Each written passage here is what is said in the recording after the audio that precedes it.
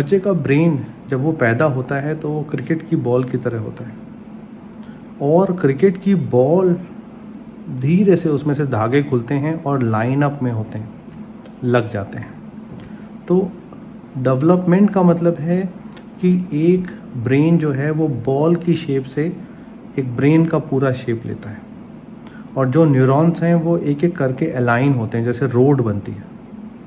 अगर रोड एक बार अच्छी बन गई तो जितनी भी गाड़ी आप ले जा सकते हैं, रोड पे पेंटिंग कर सकते हैं, रोड के बाहर पोस्टर लगा सकते हैं, कुछ भी कर सकते हैं, बट वो रोड बननी ज़रूरी है। फॉर एग्ज़ाम्पल, अगर आप सोचें कि किसी बच्चे को चलना सिखा दें, बच्चे खुद ही चलने लगते हैं। जैसे ही बच्चे रेडी होंगे वो चलने भागने सब लगते हैं, उनको सिखाना नहीं पड़ता।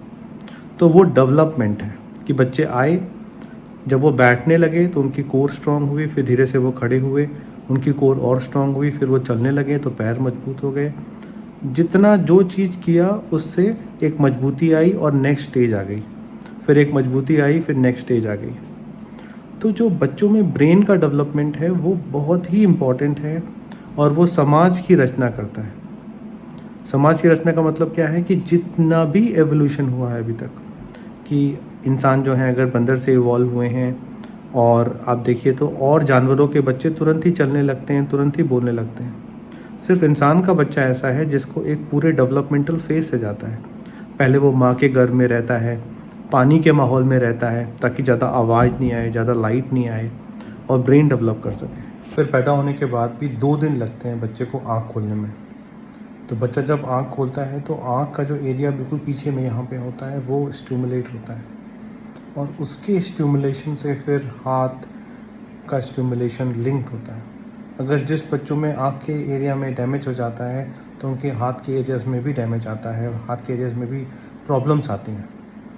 तो ये सारी चीज़ें लिंक्ड होती हैं कि पहले गर्दन रोकेगा बच्चा, फिर बैठेगा, फिर चलेगा।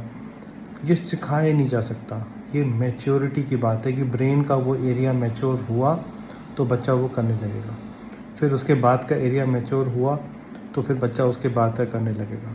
उसी तरीके से जो कम्युनिकेशन डेवलपमेंट है वो देखने से शुरू होती है, कि बच्चा आसपास देखता है, बच्चा फिक्स एंड फॉलो करता है, मतलब वो देख रहा है, फॉलो कर रहा है, ध्यान दे रहा है, आसपास के एनवायरनमेंट को ध्यान दे रहा है। बहुत ही इंपॉर्टेंट स्टेज होती है वो। अगर आप देखें तो जिन बच्चों में ऑटिज़म है उसमें बच्चे आसपास को ध्यान नहीं दे रहे हैं, वो सिर्फ अपने मतलब की चीज़ को ध्यान दे रहे हैं। और ये बहुत इम्पॉर्टेंट है कि उसी चीज़ को सबसे पहले करेक्ट करना है कि बच्चे आसपास की चीज़ों को ध्यान दें। उनका जो अटेंशन स्पैन है वो फोकस रहता है उनके इंटरेस्ट में, रादर देन सिचुएशन में, सराउंडिंग्स में। तो ये पहला स्टेप है जो बच्चों में 3-4 महीने में आने लगता है। उसके बाद का जो स्टेजेस है कि बच्चे जो हैं वो सुनने लगते हैं, फिर नाम को रिस्पॉन्ड करते हैं, और थोड़ा बहुत आवाज़ निकालने लगते हैं। आवाज़ निकालने के लिए भी पहले जो आवाज़ निकलती है वो सांस छोड़ के निकलती है। जैसे बोला माँ, सांस छोड़ के बोला। जैसे बोला बा, सांस छोड़ के बोला। इसीलिए माँ, बाबा, ये पापा, पापा जो है उसमें सांस छोड़ना और सांस लेना दोनों आता है। ये कॉमन प्राइमरी वर्ड्स हैं जो बच्चों में होते हैं।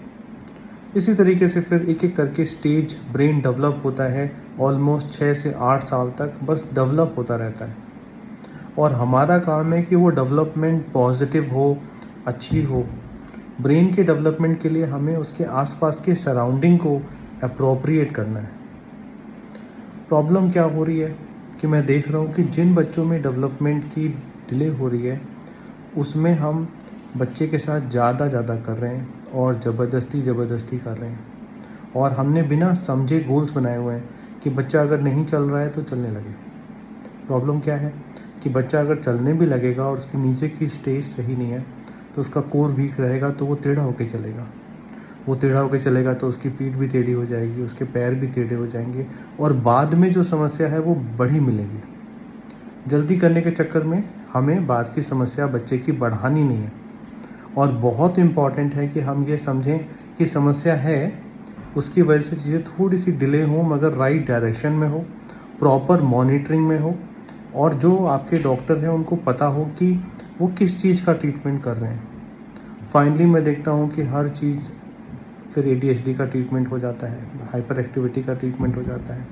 पैचेस में काम नहीं करना है कि बिहेवियर ख़राब है तो ADHD, स्पीच की प्रॉब्लम है तो स्पीच, और अगर बाकी सारा चीज़ ऑक्यूपेशनल थेरेपी और फिजियोथेरेपी कर देता है। ऐसे नहीं हो सकता। तो इसके लिए हमें पूरी प्रॉपर प्लानिंग की ज़रूरत है कि बच्चे का ब्रेन कहाँ तक बना है, नेक्स्ट स्टेजेस क्या हैं, क्या एनवायरनमेंट की ज़रूरत है, और पेरेंट्स को बच्चे के साथ कैसे मैनेज करना है, स्कूल में बच्चे के साथ कैसे मैनेज करना है। तो अर्ली ईयर्स समझ लीजिए बच्चा आपके छोटे से पौधे की तरह है। कोई पौधा शुरू में ही बहुत अच्छा खिलने लगेगा, इसका ये मतलब नहीं कि बाद में प्रॉब्लम नहीं आएगी। या कोई पौधा शुरू में थोड़ा कमज़ोर होगा, इसकी ये मतलब नहीं कि वो पौधा अच्छा नहीं कर सकता। हमें पता होना चाहिए कि किस बच्चे के साथ हमें करना क्या है, और हर बच्चे के साथ सेम स्ट्रैटेजी, चाहे डायग्नोसिस कुछ भी हो, हर बच्चे के साथ सेम स्कूल में पढ़ाई, चाहे उनकी स्किल कुछ भी हो।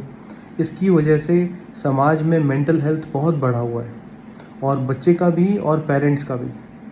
तो इस वीडियो से मैं आपको अनुरोध करना चाहता हूँ कि अगर आप किसी भी बच्चे को देखें जिनके पेरेंट्स में किसी बच्चे को देखें जिनको कोई न्यूरोलॉजिकल या न्यूरो डेवलपमेंटल समस्या है, तो आप पेरेंट्स का मजाक नहीं उड़ाइए।